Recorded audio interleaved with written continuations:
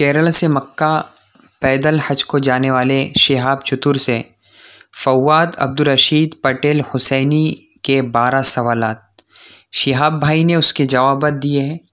अब वो सवालात और जवाबात क्या है हम जानेंगे इस वीडियो में। आखिर तक आप हमारे साथ बने रहिए और इस पैगाम को ज़्यादा से ज़्यादा शेयर कीजिए। आज के इस तरक्की याफ्ता दौर में जब एक बंदा ईमानी हमीयत और अल्लाह की मोहब्बत में कोई काम करे तो उसका असर ज़रूर पड़ता है, चाहे दुनिया उसे जो नाम दे, मगर दिल की कैफियत का असर दिलों पर अपना काम ज़रूर करता है। इसी की एक मिसाल पैदल हज के लिए निकलने वाले केरला के नौजवान शिहाब चतुर भी है। अकेले हज के सफ़र पर निकले हैं मगर लाखों दिलों को गरमा दिया है। लोग उनको देखने के लिए निकलते हैं, एम्बुलेंस पुलिस प्रशासन भी उनके साथ मिलो मील चलते हैं। दुनिया में एक शोर सा है। फवाद अब्दुर्रशीद पटेल अल हुसैनी ने शिहाब भाई से सवाल ये किया, ये पहला सवाल है कि आपको पैदल हज करने का इरादा कैसे हुआ। शिहाब ने जवाब दिया कि एक लंबी कहानी है जो कुछ घंटों में बताना मुश्किल है, फिर भी मुख्तसरन जवाब दिया कि पहले ज़माने के लोग पैदल हज करने, तकालीफ़ को बर्दाश्त करने और इस पर उन्हें ज़्यादा अजर व सवाब मिलने का जज्बा दिल में पैदा हुआ।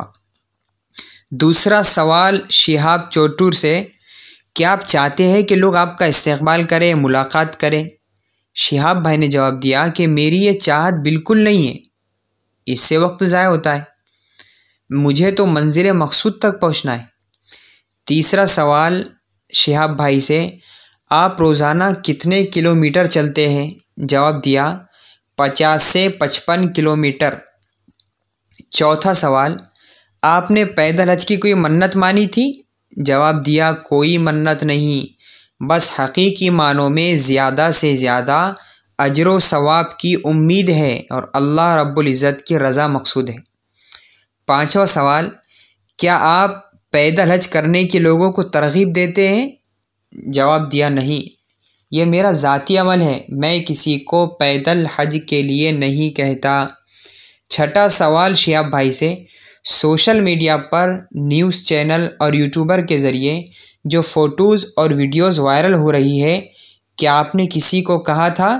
जवाब दिया इससे मेरा कोई ताल्लुक़ नहीं, मैंने किसी को कोई ख़बर नहीं दी, ये मेरे इलाके के नहीं हैं और ये उनकी अपनी मर्ज़ी है।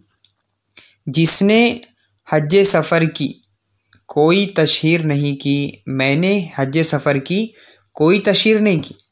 सातवां सवाल, क्या आप पैदल हज करके अपनी शोहरत चाहते हैं। कहा मैं अपनी शोहरत नहीं चाहता, मैं अपने पास मोबाइल भी नहीं रखता, मेरे जहन में कोई तस्वुर भी नहीं था कि लोग इस्तकबाल व इकराम करेंगे।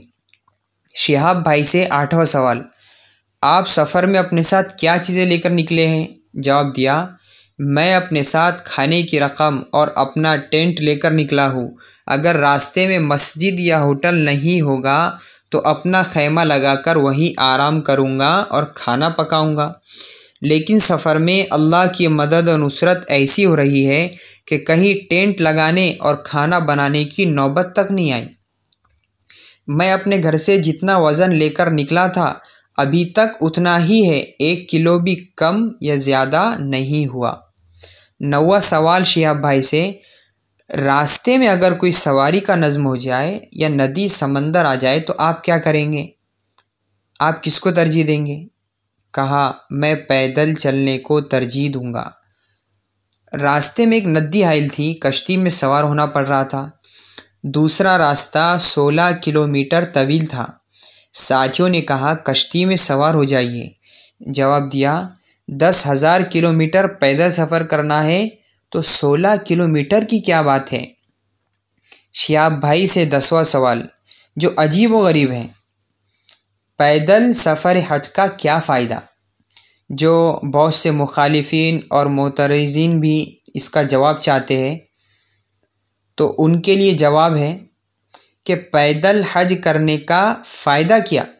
तो शिहाब भाई ने जवाब दिया कि एक फ़ायदा ये नज़र आ रहा है कि गैर मुस्लिम बिरादरान वतन मुतासिर हो रहे हैं, उन्हें इस्लाम के मुतालिक इल्म हो रहा है और मुसलमानों के दिलों में हज का शौक़ और जज्बा पैदा हो रहा है। इस तरह इस्लाम की इशाअत हो रही है। 11वां सवाल शिहाब भाई से, दौरान सफ़र कोई मुनकर नज़र आ जाए तो आप क्या करेंगे? कहा, कुछ नौजवान गले में चांदी की चैन पहनकर मुलाकात के लिए आए। मैंने उनसे मुलाकात के लिए मना कर दिया। कहा कि गले में की चैन निकालो फिर मुलाकात करेंगे, और कहा कि ये गैर शरई अमल है, इसको दोबारा ना पहने। 12वां सवाल, आपके फैमिली के मुतालिक बताइए कि कौन कौन है? कहा, जॉइंट फैमिली है, वालिदैन, भाई, बीवी और एक बेटी है। बीवी हामिला है, उसके लिए दुआएं कीजिए और मेरे लिए भी दुआ कीजिए। अल्लाह तबारक व तआला तमाम मराहिल को आसानी से तय कर दे और मैं मंजिल मकसूद तक पहुंच जाऊं। नाज़रीन, ये थी शिहाब भाई की कारगुजारी जो हमने आप तक पहुंचाई। आपसे रिक्वेस्ट है कि इस पैगाम को ज़्यादा से ज़्यादा शेयर कीजिए, और इस पैगाम को इतना शेयर कीजिए कि शिहाब भाई पर उठने वाले एतराज़ात, इश्कालात उन मुखालिफिन और मोतरिज़िन तक ज़रूर पहुँचे। अगर आपने अब तक हमारे चैनल को सब्सक्राइब नहीं किया है तो ज़रूर हमारे चैनल वॉइस ऑफ ह्यूमैनिटी को ज़रूर सब्सक्राइब कर दीजिए।